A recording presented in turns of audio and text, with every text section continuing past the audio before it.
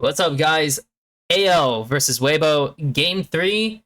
Yeah, they're on the tight ropes. AL's already 0-1 in series, so dropping more and more is not really that ideal since coming back from EWC. The comp they're running is a Smolder into Cassante, which is interesting. I mean, like, we've used to see this in solo queue. I don't know if there was like a ton of professional games where we actually had Smolder top happening. But you can tell that the way that Weibo kind of built their comp is that Ezreal has TP. Like, usually you would not go TP as Ezreal into a Lucian lane, but he has that because I assumed that they would be playing for swaps, which in the end of the day, they don't, which I didn't really get. And now they have a Bard who's like, it's not bad. They have Engage, they have fighting power. Again, like the main win con in the end of the day is kind of that Smolder. So we'll see how it plays out as I go over this. Okay, I already have it 3 times. Perfect. So Jarvan is going to path up, and the Nocturne is going to path down with a Raptor start, so he can have an enhanced clear. Basically, enhanced clear means just that he gets a lot more gold. Well, not a lot more gold, but he gets like 200 more gold in his first base, which is always nice. Shanks in the beginning, I thought he messed up because he starts pulling the wave, I think on wave 2. Yeah, like this wave, and it's like, okay, this is pretty good because it sets up for a possible gank. Then he starts pushing it, which is advantageous for Victor, so he's pretty happy. And meanwhile, we look at top lane. This guy gets shoved out. He uses both wards, by the way. I don't know if they know that. Like, I don't, because like it's not a guarantee that he actually warded that third bush. But if he does do that, he is actually prone to being like played on, because he just has no vision for himself. But the Cassante TP's back, and the Ezreal actually backed off, and it's like that perfect timing where it's like it's wave 4. You know, you could try to swap. The only thing is, it's like the Braum is not ready to leave, and they don't want to do Cassante Braum into bot lane because that would be just awful. And so they just kind of they just keep normal lanes. Like, there wasn't like an ideal time for them to have some, so they just kept normal lanes. So this guy's gonna get farmed. He actually is gonna do a good job with his CS, but he's gonna get farmed. No play on mid because the wave is like in a good spot for Victor, and so Victor is very happy. But I will give it to Shanks because the way the game, like the early game plays out, you know, I think he did a lot of good. You know what I mean? I really do feel like he actually did very well for the lane. Because like now he knows that the wave is gonna bounce out, so he bases. But the Victor doesn't have enough mana, nor does he have enough time to actually kill it. And so Shanks actually delays his base, and he creates a freeze, which now there's a fighting like chance on mid for them to take. And they don't. Unfortunately, like, Shanks also turns the wave over into the Victor. And he does get, like, and again, he gets a really massive chunk. You know, this is awesome. He got a massive chunk and everything. But, like, there's a few things I didn't like that was going on in this situation. Also, let me bump this up to 1080. Some of the things I didn't like was, one, I mean, they can make a decision to fight the drag if they want to. Like, the Jarvan would just book it from here. You know, like, the Jarvan wouldn't base, he would just book it and see what happens. Two, like I said, I really would like if they actually found an opportunity with the wave being frozen, and instead of Shanks turning it and fighting, which, you know, in the end of the day, he did a really good job with it. They just didn't get any kind of plays to get Victor's flash, which, again, that kind of sucks. He's even ulting the wave just to kill it. Once again, we put in another like free situation, and if for whatever the case is, Kyle decides to just kill himself, which, I mean, sure, I guess. And also, to put this into another perspective, when they were doing it this, like, setup, I thought they would just swap themselves. Because if you look at how the map setup is, Jarvan is going to path up again, and you're going to play for the grubs. This guy has TP. So why would you not just swap the Lucian top now? The Bard can mess with them if they wants to. He can stick around the area, and Smolder will just TP down here if it's good. Does that not just look good? Like, I must be crazy. And then Shanks' play becomes okay because I guess he's just playing for, like, tempo, right? And all is well. But nope, Bard kills himself, and they don't do a swap right away, which, yeah, it's a big missed opportunity.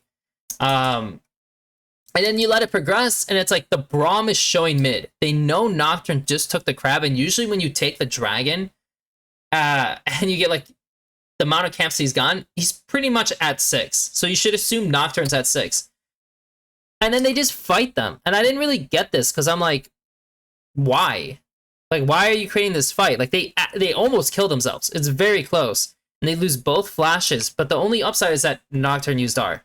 Jarvan's not even 6, so he's actually going to hit level 6 for the grubs. So it's like, oh shit, that's awesome. We can play for the grubs still. No problem, because yeah, they use their key ulti. The Lucian burns the wave with his R, and we're swapping the top laners, which is like, okay. And so I thought at this point, Jarvan would just start the grubs right away. Because everyone's here. Like, yes, they can go play for the top wave. Yes, the Lucian's going to be like second on the mid wave. And like, yes, the Nocturne could move through mid. They could have 3 people. But they don't really want to entertain the fight.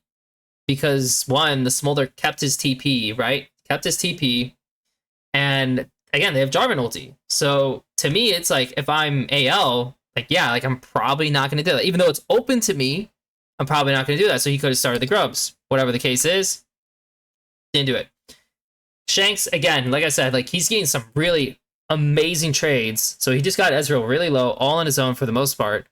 Sick. Light, you know, kind of his fault a little bit as well. Nocturne just keeps clearing. They know Nocturne is topside, by the way. They know he's topside. Sylas has no flash. And Jarvan wants to go back bot. And this is the first mistake Shanks makes, and he aggressively contests the wave and kills himself. And that's off the situation that happened, you know, obviously on mid, now that he doesn't have flash, and it's just like, shit, that sucks. Like, Victor got the kill, he gets a little bit more stacks. Then you're going into the drag, but again, you're thinking, oh shit, Nocturne just used ulti. So even though he did die, we could fight it. Like, yes, the Victor has an item. Yes, like, there's some things that you might think, like, are a little awkward. Should Shanks necessarily TP top? I mean, he'll drop the waves if he doesn't, so in the end of the day, it's like, I guess the way they're seeing it is that, like, oh, you know, if we go fight for the drag, you know, we're going to drop top, and that's not ideal. But there's another side to this that I'm thinking about, and that other side is basically them getting drags is super nice. Because, again, this is the win con, right? Regardless of like of what champs you have for the late game, which, yeah, like, they have good champs. They have Victor, they have Ezreal, they have Cassante. These are good champs. But at the same time, like, yeah, Sylas will be annoying. And specifically this champion kind of turns fights around just in a bullshit way. And so taking one drag is so good. But for these guys, they want to stack. They want to stack them, because if they hit 4 straight off the bat, this matters way less. So that's like a win con of theirs. And they don't have Nocturne ulti. So I thought to myself, okay, I mean, look at Ezreal. Ezreal has no mana. He can't do anything. And what did they do? They just give it. Like, literally, he could have done his wolves, and he could have booked it over knowing Ezreal has the base. Yes, he has TP. But you can't get control of the wave, technically, through this next wave, and then actually contest it, like I said. They don't do it. So they miss a chance. Flandre gets pushed out, and like they would have to sack obviously top or like the waves, and Victor would match, and it's a 5v5. But you want a 5v5 probably. Like personally, like, I would like the 5v5. Nope, we do. We get top gold. Okay, so we got some gold on the map. You know, we got Roa and Sylas. Like, okay, I mean, still not the end of the world per se. We let it progress. Now the next objective is Herald. Okay, we're all thinking Herald. Like, how are we going to play around this? They're building good vision on topside AL. Weibo, for the most part, is just kind of chilling. You know, they're just playing on their Nocturne ultis. They're just doing some covers for the Victor because, yeah, Shanks is, like, in his face fighting him. And we got the buy on Jarvan. He's back on the map, right? Looks like we're going to have a fair contest to this. And it's going to be an advantageous contest for AL up to the point where they inted. And it's going to be very unfortunate because they need to play around, like, if the enemy team, like, if it's a 5v5 straight on, they lose. because it's a Braum Cassante, and as this guy does not have his stacks yet, you just don't do enough. So you need to like flank, and you need to pull their numbers, and you need to create a disconnect within them. And they do that. Shanks is above, right? So Shanks is like, he never goes all in. He's always testing the Victor, even though he's eating like HP, like, because he could have eat in, right? He could have full committed, but if he does, then they'll just run up and they'll kill him because he's actually disconnected from his team, right? Like there's one, there's four, there's one, but he can easily transfer over to here anytime, and then they're four. So they could just run up and kill this guy, and that's scary. So he needs to be very, very careful so he doesn't go all in. The Bard waits the ulti until these guys actually join, so the Lucian and the Smolder. He hits one person. He was looking for the 3-man, hits one person. Okay. You're playing for the fight at this point, because now you're ulting these guys. Now they're drawing into here, and the big thing about this is once they start drawing into here, he's getting disconnected. They're stuck in the pit. They basically have to just flash away at this point, and that's it. And you know what? That's a perfectly fine outcome for me. Like, if I'm AL, I'm happy about that. He tries to steal the smite, or tries to steal this away. Then he gets scared that he's going to get hurt. And the second he EQs away, that's when they lose the fight. Well, that's not when they lose the fight, but like that's when it becomes just more awkward. Because if Tarzan just stayed and just chilled out, they would just start farming these guys. And eventually, they're going to have to just Nocturne R or flash away. They have only literally two choices available to them. And neither of them are really that great. But he jumps away, and the second they see that, they're like, oh shit, a little bit of space opened up. And then they think, oh, well, we can fight this guy. The only thing is, they just didn't do enough damage. And then look at this. I love the way they coordinated this, by the way, because they turn off the lights, and they go into this, which is a 2v2, right? However, the Braum throws an R down this way to slow them. So they're 3, it's a 2v2 here, they have 3 here, but they can reach this fight first because of their like spells. And I love that. I absolutely love that. And they can't see what's happening, right? Like they don't know, like, are my allies like super close to being dead? What's going on? And so they end up just losing the fight. And that's rough. I mean, that's like super rough for AL now because the drag is coming up. And since you just lost this fight, and it was kind of a big loss, they got Herald even, you're pretty unlikely to get the third drag. It's very unlikely. And so you could tell, like, they're trying to sneak by staying inside the pit. Of course, naturally, he's going to, like, check, and they just push them out. And once they get pushed out, they get the drag. And this is actually where this gets kind of interesting, because every fight has its own makeup, right? And so the error that these guys made is that they're 3, they're 2, and we're 5, right? So you're thinking, okay, again, another ideal situation for AL. Now, these guys need to make sure they don't overextend this way because they want to go back into mid. Like typically, you want to go back into mid after an objective instead of a side. So they need to make a decision where they're going. And these two, the Braum and the Cassante, just have to hold the line. Yeah, you can eat some poke, whatever the case is, but they just cannot extend past the line. They do. And so if you notice, he went for a random Q. This Smolder W slows him, and so like they're trying to do like a 5v2 quick play, you know? They're trying to swing this over, right, to the disconnected guys. And these guys are struggling. So they're like, okay, it's like not the most ideal. He has to literally flash. And at first it's like, this is not bad, actually, what Weibo ends up doing.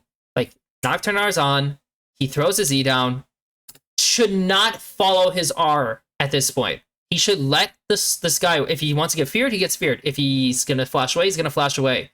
Because once he goes out this way, now we have a 1v2, and now we have a 4v3. But the whole time they're getting like hit from behind.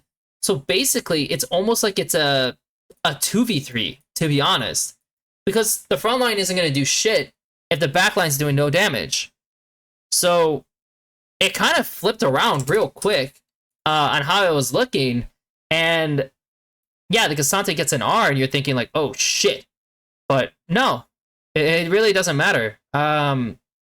It was just one overextension by Weibo, and AL punished it. And this is the kind of thing that when you get into higher level league, that is so interesting to watch. Like, these are very quick decisions. Like, I'm literally stopping the game. Like, when I'm watching it, I'll take a little bit just to kind of like go over like all the options that they have and was this the best option. And like when they're in game, like, yeah, that's why the Nocturne made the mistake, because he doesn't realize, oh shit, like I can't extend myself all the way into these guys alone in case they go on us. And once that was decided, it's the same with like Tarzan, like he EQs away at the Herald. Oh shit, I just created a bad situation. Because in reality, they should just all run. Once he does that, they should all just run. But they didn't do that. So being on the same page and reacting to what your allies are doing is definitely hard. And so this one here, this one's also kind of funny. Because the other ones are really technical. This one is just an average mistake. Because to me, I feel like Tarzan should not fish here. Like, I don't really see the point of him fishing here. Like, they're all right in front of you. And so all that has to happen is the Victor just stands here, and then he's willing to go this way. And that's about it. He's not trying to do anything else. The Ezreal can stay here because he has E. And so they can pretty much just DPS Jarvan. But what happens is that the Victor actually overextends himself. And so now at this point, he needs to be, like, here. In order for them to play this, like, the Cassante now has to be positioned here, which means he's just eating shit, which is not ideal. And so the fight becomes really awkward. Tarzan realizes it, and Xiaohu just gets destroyed. And like the Braum even like joins the Victor to try to help the situation. No. So again, it's a very quick, like it's a look that I don't think is necessarily that great by Tarzan. But the way the enemy reacted produced a good outcome. And you realized what the good outcome was, and you went for it. Because like, you know, obviously, you want to try and envision that everyone's doing the most perfect thing in each situation. But sometimes, you know, just being in a position and just looking at someone, it can actually produce results. It really can. And like, these are like not bad teams. So to me, it's like you just kind of take that risk at times. And so also just to say here, there was like a minute 30 before Soul Fight. This Otacon is just a no-go for either team, because both teams need to prioritize being on the dragon first, to have control first, so they can decide how they want to fight it. And like, you can't swing the Otacon for the soul. Like, you can't be like, well, you know, we're gonna get the Otacon while you get soul, and like, that'll be a good trade. It's not. It's not like you're getting Baron over soul or something like that, right? So AL gets control of the dragon first. They kind of know that if they're the first to pull the dragon, it can be bad.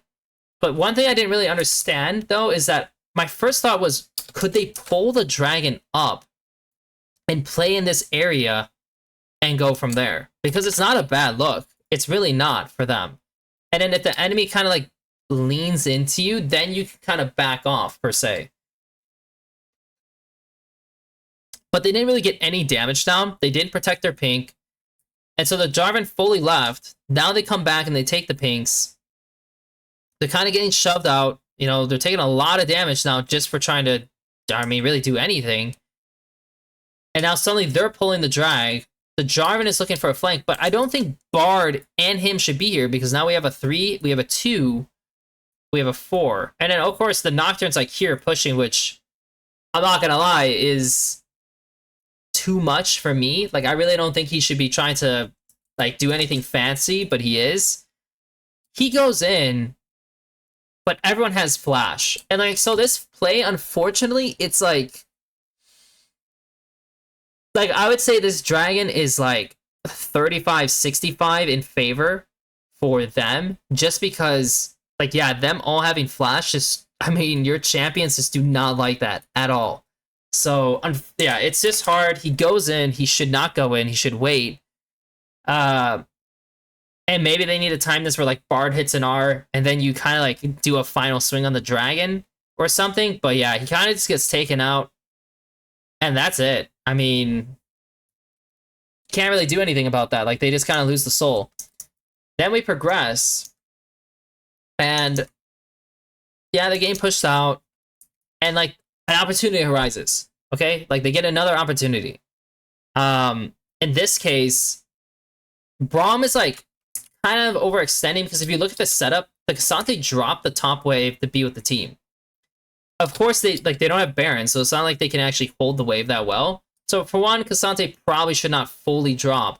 Then you can't really protect this area because you have two people showing on waves, 1 and 2 here. So you're 3v5. Again, it's all about numbers, guys, numbers, and that's how we count. Literally, with our fingers, we can count the like what's happening, and it just turns out really rough because like this guy needs to get out. The Smolder is like hitting you. The Jarvan goes in. You know, the Noctis tries to get out of the Jarvan ulti. You look at the damage they're taking, man, just from the Smolder. Like, the Smolder is just, like, smashing them. Like, the Jarvan gets in there. Yeah, he sacked himself a little bit. They start kind of overextending into the Smolder. It gets super spooky, by the way. Like, really spooky, because this guy does have his thing up, right? He kills the, like, wait, he got killed there, right? Yeah, he kills the Victor. I was like, it looked weird because his thing didn't pop up. Kill the Victor, they get Otacon, but in the end of the day, like, not a bad fight. Now, I will say that I do hate that he built the way he built the Smolder. Like, I'm really not a fan of... Like, I get the Shojin, you know, obviously ER is, like, amazing because you actually have the mana to actually play the entire game through. But... And your damage just kind of falls off because, I mean, Smolder... They designed him to build crit more. Like, they specifically tried to give him more crit scaling to avoid those older builds of doing, like, Shojin, doing Liandry's, and these kinds of things. They find Jarvan here, you know, they're, like, in this case, at this point, Weibo's, like, making sure they're not overemphasizing the Baron. They're looking for picks, they're looking for control. And there's not a lot that these guys can do in the end. In this situation, obviously, every time they overextend, it puts Smolder in an advantageous spot. But yeah, I mean, we're just gonna get into like these extra fights, and it's just too hard. You know what I mean? Like, it's Baron, Soul, like they kind of pick this guy apart, even though it's like not a bad situation for Smolder to be in. Like, Jarvan's pretty flimsy, no one can really frontline, and so they gotta play pretty tight. And it's just not enough. And that's just kind of how the game crumbles, and that's it. And for AL, you know, I don't think that this is a bad team at all still. Like watching the game, there's some really, really good shit that they're able to do. But for Weibo, you know, I think they were just given a little too many chances to do certain, like, plays and play the way they want to play. And that's on AL in the end of the day. I think there was some very good strategy calls they could have made to help their game plan. So for me, like, the MVP of this game,